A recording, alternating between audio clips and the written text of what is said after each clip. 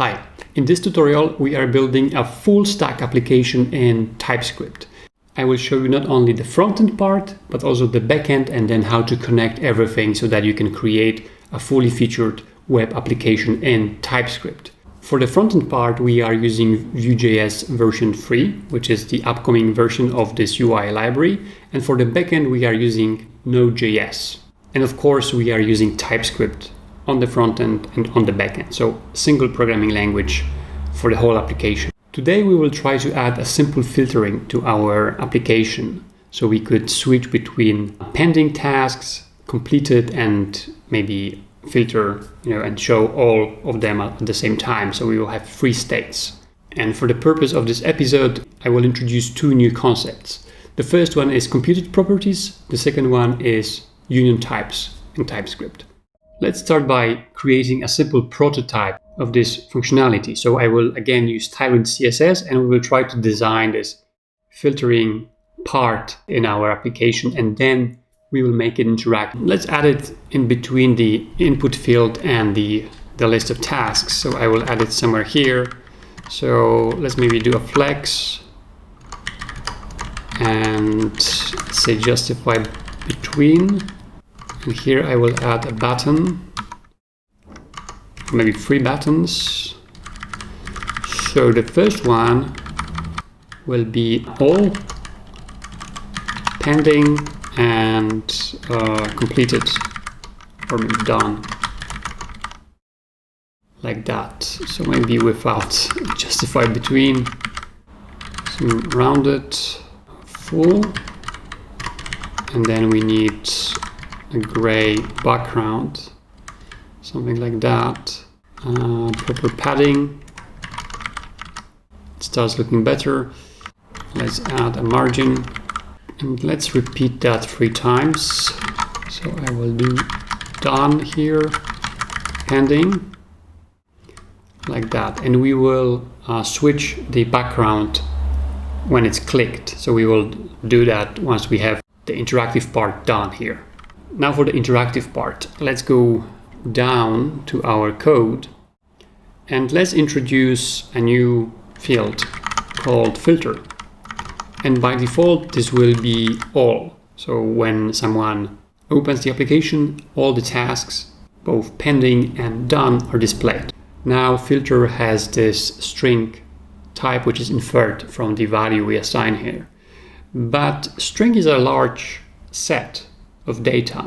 It would be better to somehow reduce that because we only have, in this particular case, 3 states, right? Because it's either all, pending, and done. So maybe there's a way to describe this shape of data somehow better than just using string, which is, you can assign anything. I could say, for example, boo, and it's a string. So it conforms to the type, but it's not coherent with what we are trying to design in our application. So for that reason, I will introduce a type and I will call it filter. And I will say that this type is either all or pending or done, like that. And now I will say that filter is of the filter type. So as you can see, I have an error because I cannot assign boo now.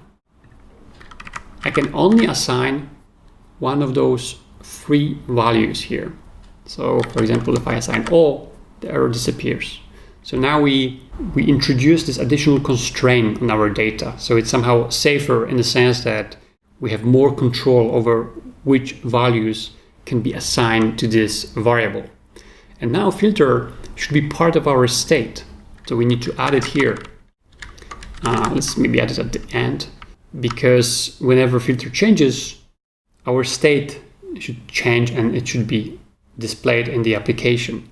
So now we have to adjust the state as well. So we need to say that we have a new property in our state called filter, which is of the type filter. So the error disappears. And finally, let's make it all work together. So we need to react whenever someone clicks on the button. So now we can go back to our snippet And we can say that if someone clicks on this particular button, so on click event, we will state that the state filter, this new field, is in this case all. And the same here. So if someone clicks the second button, pending, we say that state filter is pending.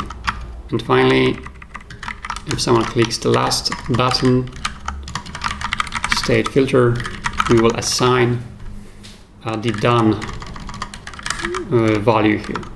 So it would be nice to distinguish which button is currently clicked by changing the background.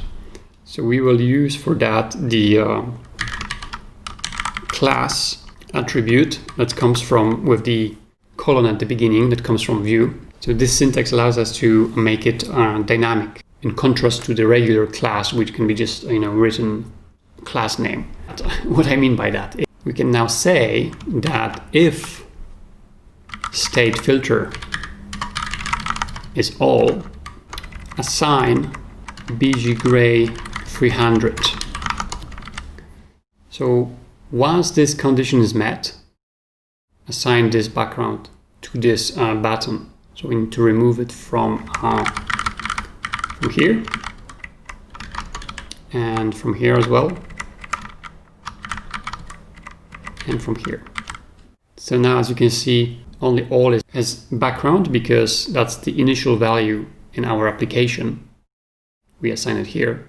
So if we assigned pending, pending is not, it didn't change the background because we forgot to finish our class, because we need to repeat that for all those three here. So, and in this case, pending and done. Now, as you can see, it's pending. I can now click and it changes the background, but nothing really happens yet. And we have this border, which is a bit ugly. So we can just say that on focus, outline should be none. Okay, so now we have it in place. So whenever we click, we change the state, but we only change this filter field. So the value here is being changed for each click, but in response to that, we should recreate this list or change it in a way that it conforms the current filter. So we should recompute this value. We should recompute what belongs to the list whenever someone clicks a proper filter. And it's very easy. What we need to do is to create filtered collection variable, and this will be computed property.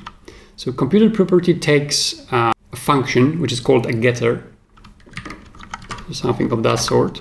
And now in the body of this function, we need to do a proper computation or recomputation. We will use the switch statement, and as the key we will use the filter, which is currently clicked, and here as the value we will use those three values we defined for the filter, which is like that, and we need to import computed from Vue.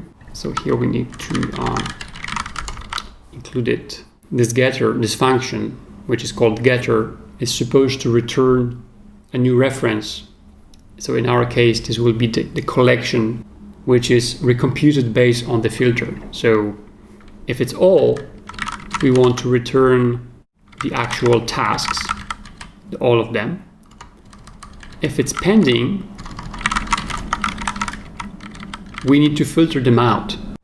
So we'll just filter, we'll take task from the list, and we will say it's not done, then include it in pending. And the same we will do for the filter, but this time we will inverse the condition. So only include the tasks that are done. And for the default, let's return all as well. So this scenario shouldn't happen, but just in case, we will return it. Okay, we have some errors because I made a mistake here. This should be a function. And the final thing is to just return this computed property here. As you remember, we are in the setup method. So everything we create in that, or we use in that setup method, we need to return to be available to the template. The final thing is to, in the list of tasks, instead of using the state tasks, we will be using a filtered collection. Immediately it's reflected in our UI, it's pending, done, and all, and it works. So that's all for today. Thanks for watching, and see you in the next one.